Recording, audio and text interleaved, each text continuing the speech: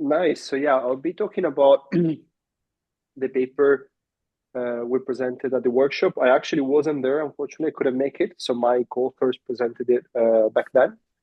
And the work is model merging improves social generalization in bioacoustic foundation models. So as you can tell already from the title, it's quite technical and is actually trying to improve foundation models and kind of connecting to the previous talk. I completely agree that we cannot hope to use to just scale up these tools and solve and translate animal communication, whatever that means. I think it's a much harder question, and a long way to make progress even in that direction. But I do think for sure that these models can be used as tool to answer interesting biological questions, and we're starting to see that. For instance, the elephant work that you showed, right, was with the help of machine learning, wasn't one of these advanced model, but like finding that elephants encode names in their calls with the help of machine learning. And I think as these tools become more advanced, they can help us answer more and more interesting biological questions, but they're not going to give us free translations in any way. But what we did was essentially try to improve these tools, right? So how can we make these tools better? And let's start with a little bit of background. So I'm sure most of you know NaturalM, which is the bioacoustics foundation model, the first audio language model in bioacoustics, released by ESP around a year ago. And very quickly, like, what does it do essentially? You can give it an audio of some animal vocalization, let's say, and together with the audio, you can give it a prompt. So essentially, a question, the same way you ask questions to ChatGPT, let's say. And ideally, the model answer your question, taking the audio into account. So, for instance, you can ask what is the common name for the species in the audio. So you're asking the model to do species classification, and the model give you a prediction. But since you can, in theory, ask any question, you can be more creative. So you can ask, for instance, what is the life stage of the focal species in the audio, and the model can try to guess, okay, it's a juvenile, and it can even do captioning. So you can just tell, okay, just caption this audio. And the good thing is that in theory, it's very flexible. So differently from previous bioacoustics models that maybe were like classifier, so the only thing they can do is just do species classification. A model like this, in theory, is general. So you can ask any question, and it's gonna answer you. So sounds amazing, right? Like very specific task. You can just create a prompt, a question for this task, and it's gonna get solved. In practice, we're gonna see that we're not there yet. But before going there, a little bit about the technical details that are going to be useful to then talk about what we do. So NaturalM, being an audio language model, has two pieces. One is the audio encoder, which takes the audio as input and essentially encodes this audio, which means it compresses it into a sequence of tokens. And this is important because tokens and sequence of tokens is what a large language model can process. So we get this sequence of tokens for the audio, and at the same time, we also have our prompt, our text instruction, and we feed it the tokens of the audio together with the text instruction. They are both fed to our language model that can then kind of process that and make a prediction.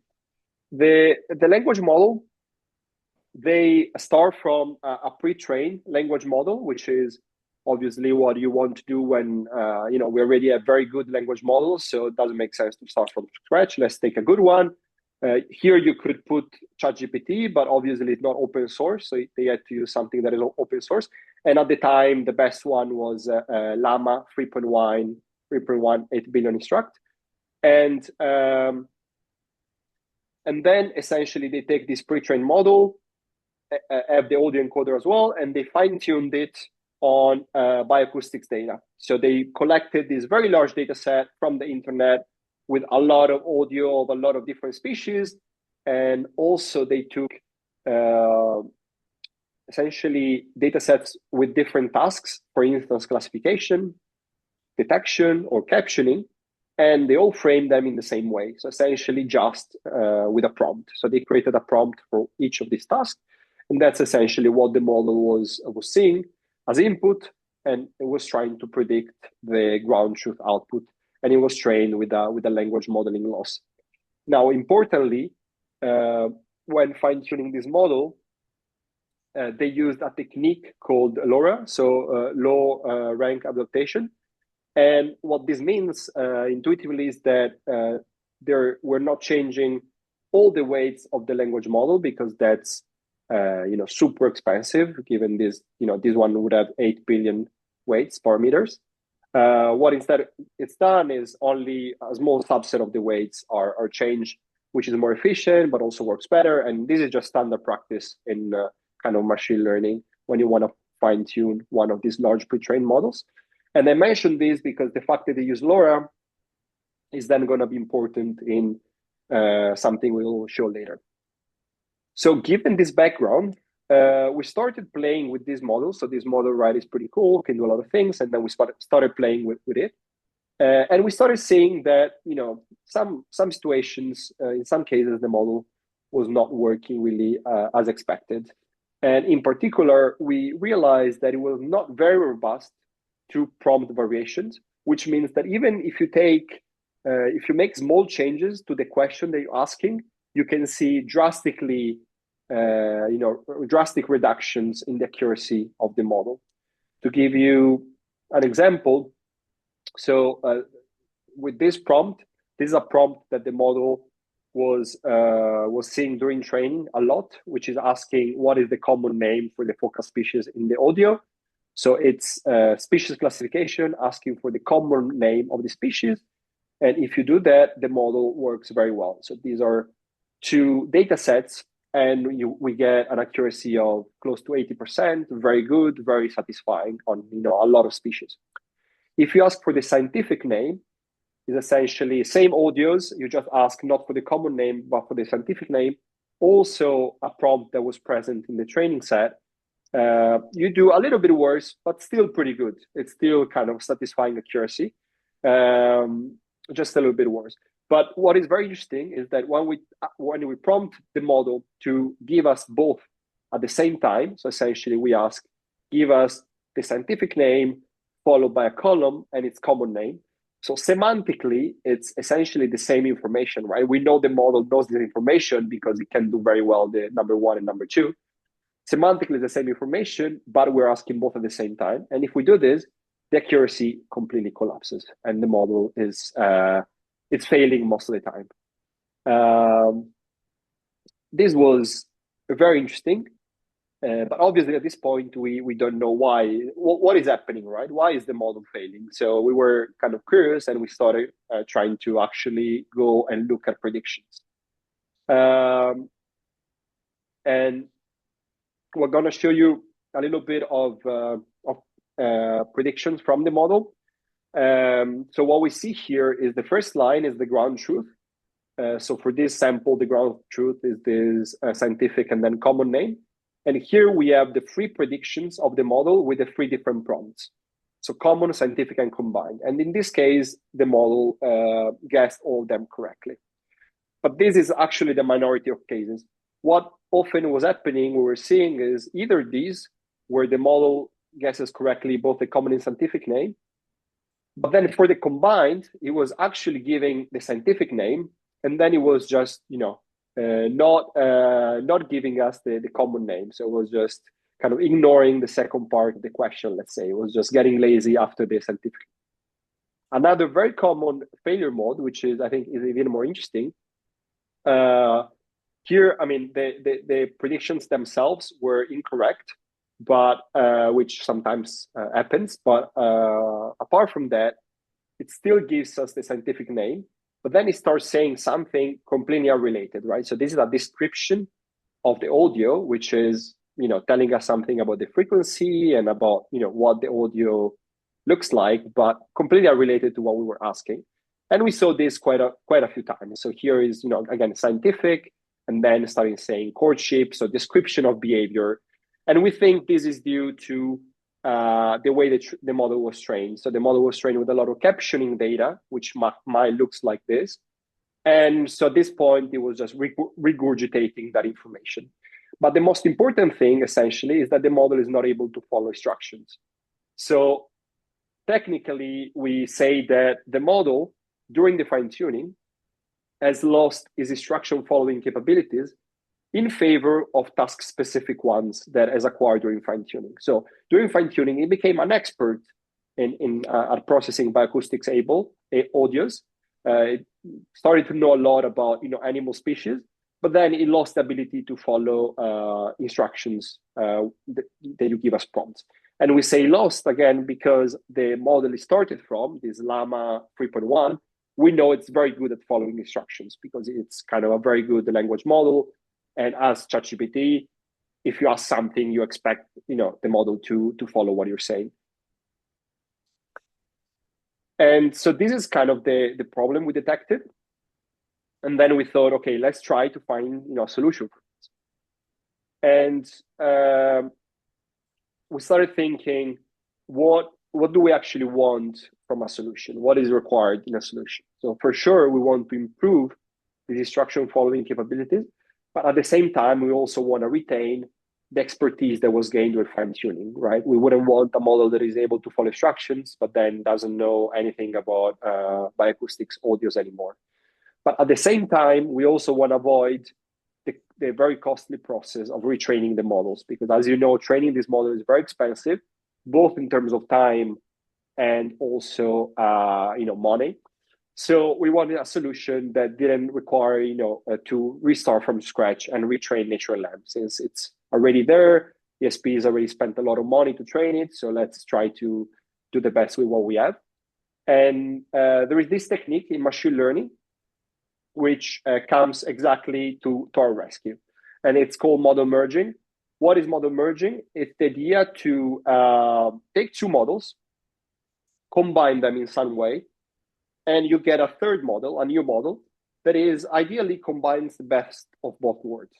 To give you a very intuitive, also a bit abstract example is, let's say that we have a model that is very good at solving narrow problems. So it's a researcher, but very specific and very good at solving narrow problems.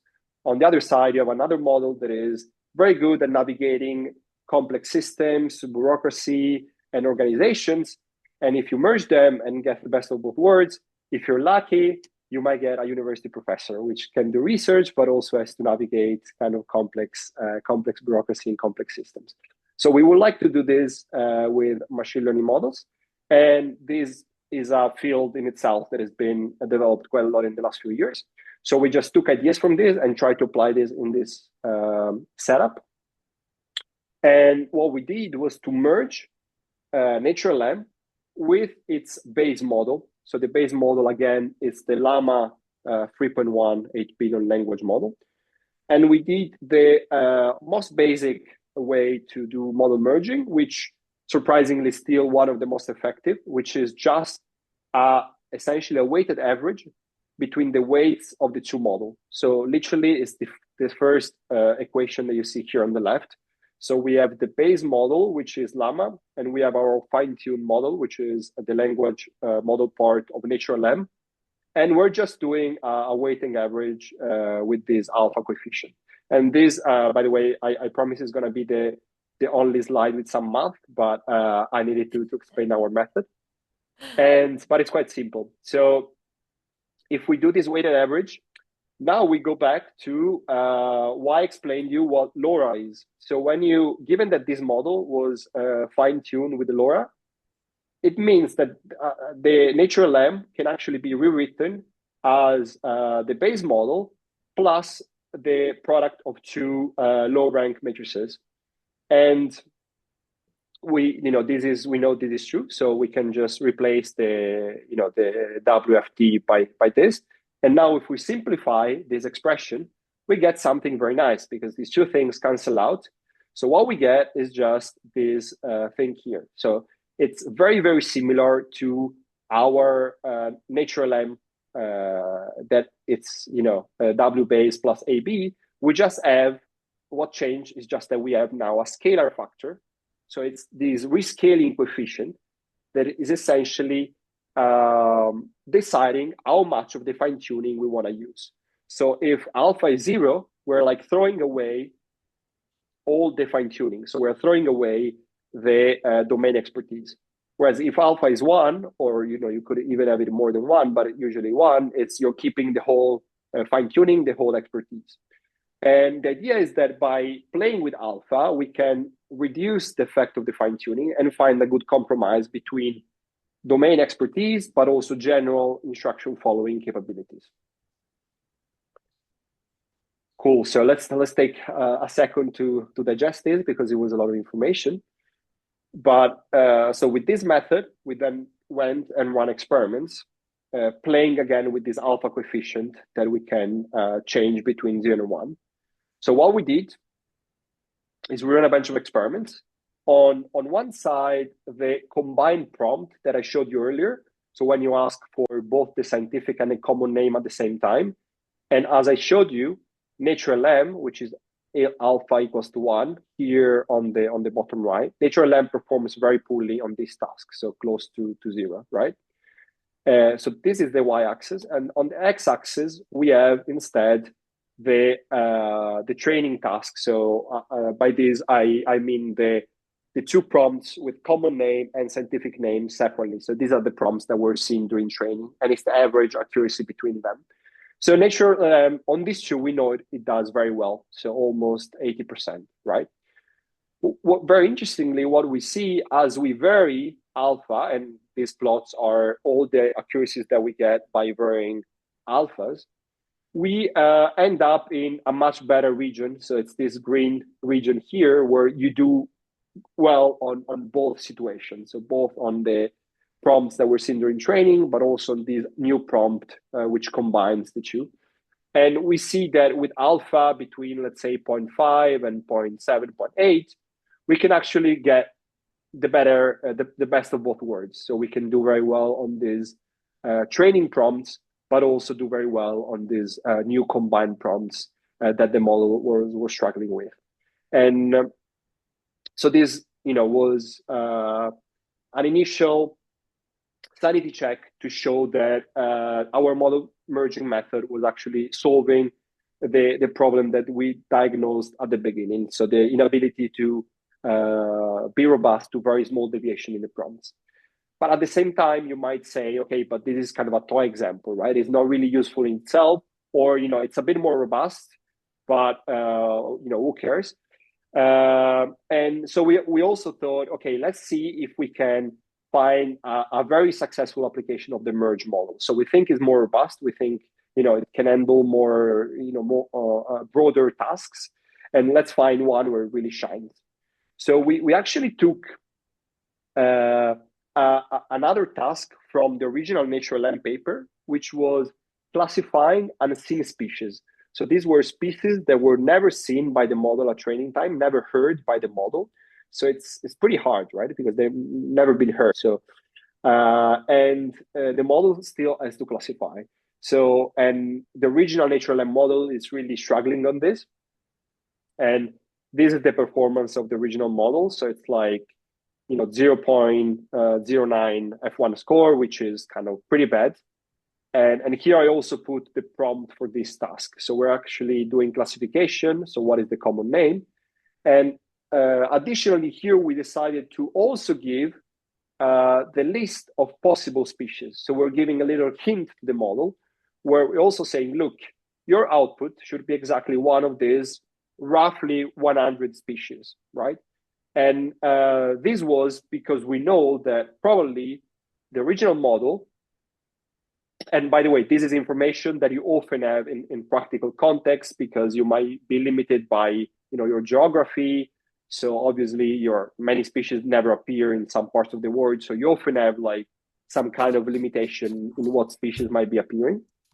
And the reason we also used this prompt is because we know that probably the base model struggles to follow these instructions, so we'll struggle to actually take this into account, whereas our merge model should actually use this information, which can make you a lot better, right? So what we see is actually that. So compared to the base model that was doing quite poorly, we see that our model was actually able to get a 3x improvement, which is, in this kind of benchmark is very, very rare. So it was super unexpected improvement. And of course, very excited about this. But then we again wanted to see where is this improvement coming from, right? What are the situations where our model is able to succeed, where the original natural lamb was failing. So what we did is we took a simplified setup. So we reduced it to binary classification. So only the two most common species to better understand what was going on. And then what we actually started seeing is that natural lamb very often was giving you a prediction that was not within these two species that we were providing. And we actually quantified this, and this is what this plot shows.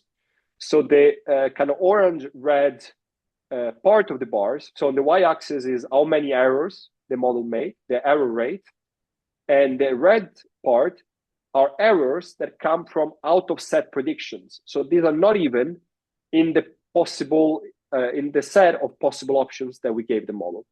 Whereas yellow errors are from the list, but just not the correct species for that specific audio, but at least are on the list. And what we see very clearly, and here on the x-axis, we have different coefficients for our merge models. So these are different models that we obtain when we do model merging. And with one being just natural lamb, we say that natural lamb actually, most of the time, just gives you something that is not in the list. So it's complete guess outside of completely, out of what you were actually suggesting. And only a small part of errors are coming from inset but wrong prediction. And as expected, as we are more aggressive with merging, so as alpha goes down, we can reduce this out-of-set prediction. So the model is more adherent to this list that we provide the model with, up to the point of 0.4, which is like the sweet spot, because there's almost no out-of-set errors and very few in-set errors. So here you can clearly see that this is the best trade-off between instruction following, because it has few red errors, but also domain expertise, because it has very few yellow errors. So yellow errors would be domain expertise. So you are within the list, but you cannot guess correctly. And we can play with this trade-off with our coefficient, and 0.4, is very effective and gives us the state-of-the-art results that I showed you earlier. So these were the results that we obtained in our paper. And after that, it was cool because this kind of put us in touch quite quickly with the people from Earth Species Project, which have been super nice to talk to, and they actually found this work quite interesting and related to some issues they were seeing, and they were super happy to integrate immediately in natural lamb. So I created a PR in their GitHub repo, and they accepted it super quickly. So this improvement is now part of natural lamb. So if you use natural lamb, you can also directly play with this and get the benefit of this.